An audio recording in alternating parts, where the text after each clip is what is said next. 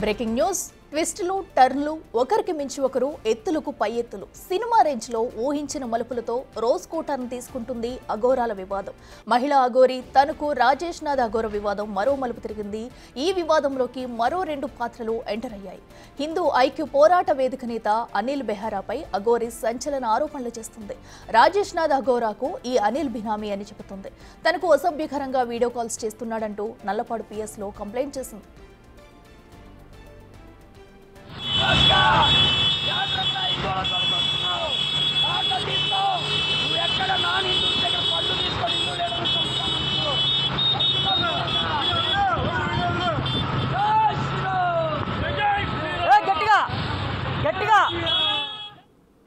అఘోరి ఆరోపణలకు కౌంటర్ ఇచ్చారు అనిల్ బెహారా అఘోరి అసలు హిజ్రానే కాదని చెబుతున్నారు ఓ యువతతో ప్రేమాయణం నడిపిస్తున్నారని ఆరోపిస్తున్నాడు అంతేకాదు అఘోరి కొందరితో చేతులు కలిపి రాజేష్ నాథ్ ఆశ్రమాన్ని కాజేసేందుకు కుట్రలు చేస్తుందని చెబుతున్నాడు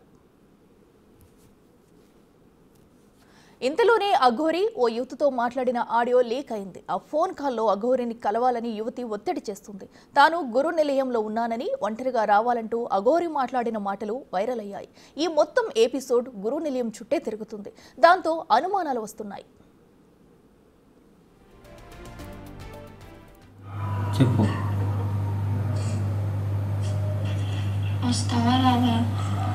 దేనికి ఎక్కడున్నావు వస్తున్నా చెప్పు ఎక్కడున్నావు లొకేషన్ పెడతాను రా ఎక్కడున్నావు ఇంత కోసుకొని నన్ను రావద్దన్నారు నేను ఓకేనా నాకు నిజంగా సీరియస్గా చెప్పి నిన్ను చూడాలనిపిస్తుంది నిజంగా బెంగగా ఉంది నువ్వు నమ్మినా నమ్మకపోయినా ఇది నిజం సరే ఒక్కసారి రా గుండెలం అయితే రావద్దన్నారు ఇప్పుడు నేను ఇదే గురు నిలయంలో ఇప్పుడు నీకు వీడియో కాల్ చేసినావు నన్ను నమ్మలేగా వీడియో కాల్ చేసి నాకు ఎవరున్నా నీ పక్కన చూపెట్టి అన్నావు కదా అదే గురు నిలయంలోకి రా ఒక్కదాన్నే ఉన్నా నువ్వు ఒక్కదాన్ని రా మీ అన్నయ్య వస్తే పరుకు కొడతా వద్దు నేను రాను ఇంకా నన్ను రావద్దు అన్నారు క్యాన్సర్ ఉన్నాయి అక్కడ ఎవరు క్యాన్సర్ చూడరా ఏంటి ఇప్పుడు నాన్నకు ఒక నిమిషం ఆగు నాకు ఇంకో ఫోన్ ఉంది నీకు తెలుసుగా ఇప్పుడు నాన్న నీకు కాల్ చేస్తాడు నేను రమ్మంటాడు నువ్వు వస్తావా రావా వెళ్ళను నేను రాను ఆయన చేత ఫోన్ చేపిస్తా కూడా నేను రాను అంతే నువ్వు వస్తా అంటే రా లేదు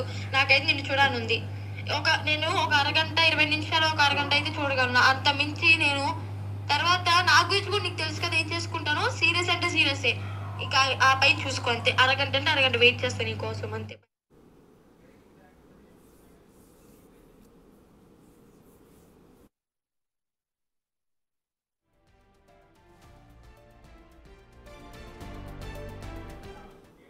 ఇదే అంశానికి సంబంధించి మరింత సమాచారం మా ప్రతినిధి సాయి శంకర్ అందిస్తారు సాయి శంకర్ చెప్పండి మనం చూస్తున్నాం అటు అఘోరి అయితే యువతికి కాల్ చేసి కూడా మాట్లాడడం ఆడియో కూడా వింటున్నాము దీని పట్ల అయితే అనిల్ బెహారా కూడా ఒకరిపై ఒకరు పలు విమర్శలు కూడా చేసుకున్నది చూస్తున్నాం అసలు ఈ మొత్తం ఎపిసోడ్లో ఏం జరిగింది పూర్తి డీటెయిల్స్ ఏంటి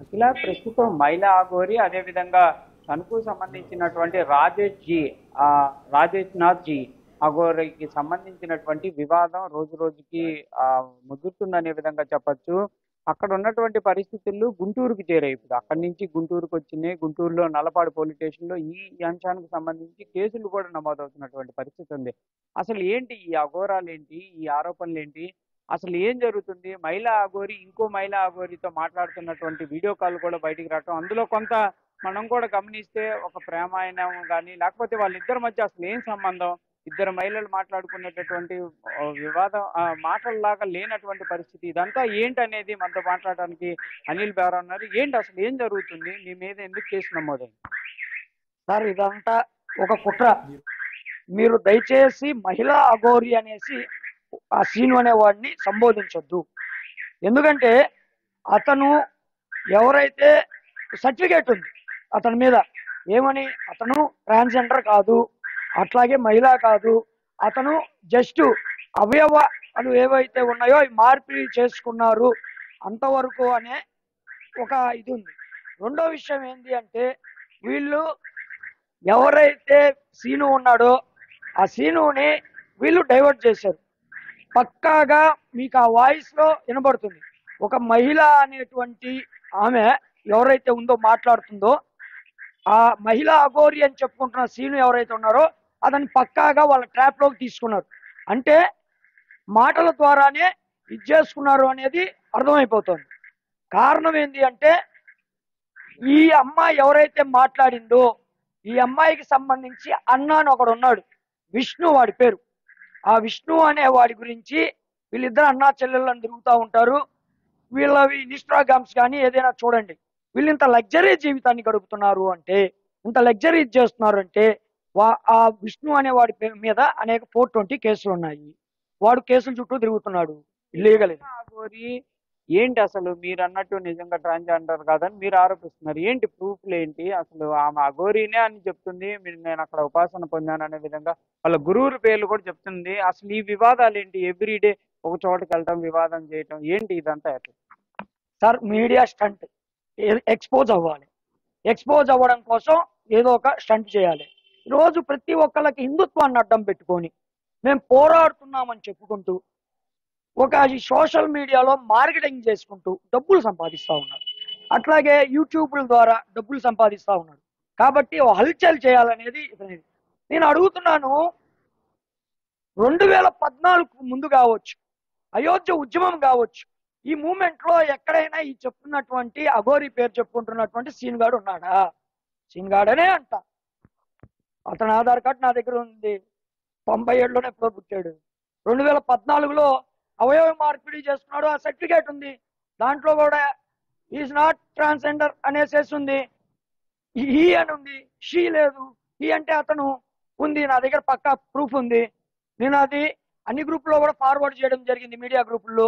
ఈరోజు చెప్తున్నాను, దయచేసి ఇట్లాంటి వాళ్ళని ప్రోత్సహించకండి. అరే మరీ దారుణం, మీడియా మిత్రులను కొట్టాడు మంగళగిరి వచ్చేసేసి. పవన్ కళ్యాణ్ గారిని బద్నం చేయాలని చూశాడు.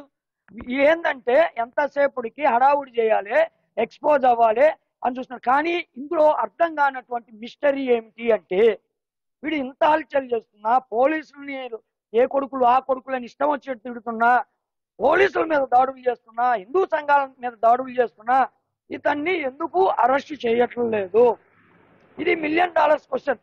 ఈరోజు వాడు చెప్తున్నాడు ఏంటంటే, మా అమ్మని వచ్చి గుడ్డలు కూడా తీసి చూపిస్తా అన్నాడు. నేను అన్నా, ఏమన్నానంటే ఫోన్ చేసి తమ్ముడు శ్రీను అని తిట్టా. తమ్ముడు శ్రీను, మా ఇళ్లలో ఆడవాళ్ళ దగ్గరికి గుడ్డలోడ తీసుకొని వచ్చి ప్రదర్శన చేసి బెదిరిస్తానంటున్నావు. అదే 80 మంది ఆ రోజు రాత్రి 80 మంది కార్యకర్తలు నా దగ్గర ఉన్నారు. ఎందుకున్నారు అంటే పోస్టర్లు అంటించడానికి, శ్రీరామనవమి శోభయాత్రకు ఉన్నారు. అదే టైంలో వీడి అనుచరుడు ఎవరైతే ఇందాక ఒక అమ్మాయి మాట్లాడిందే, చెప్పండి ఏంటి సనాతన ధర్మతో ఇదంతా ఏంటి? ఇదంతా కూడా సార్ సనాతన ధర్మానికి చీడ పురుగులు పెట్టినట్టు వచ్చారు. ఖచ్చితంగా చెప్తున్నాం, హిందూ సమాజంలో నాయకుల పేరు చెప్పుకోవడం కాదు, మేము ధర్మం కోసం పోరాటం చేసినటువంటి వాళ్ళు. మేము ఈ ధర్మం కోసం పోరాడుతున్నాం. మళ్ళీ చెప్తున్నాం, చీడ పురుగులు ఏరేస్తాం. ఎన్ని కేసులు అయినా పెట్టుకోండి.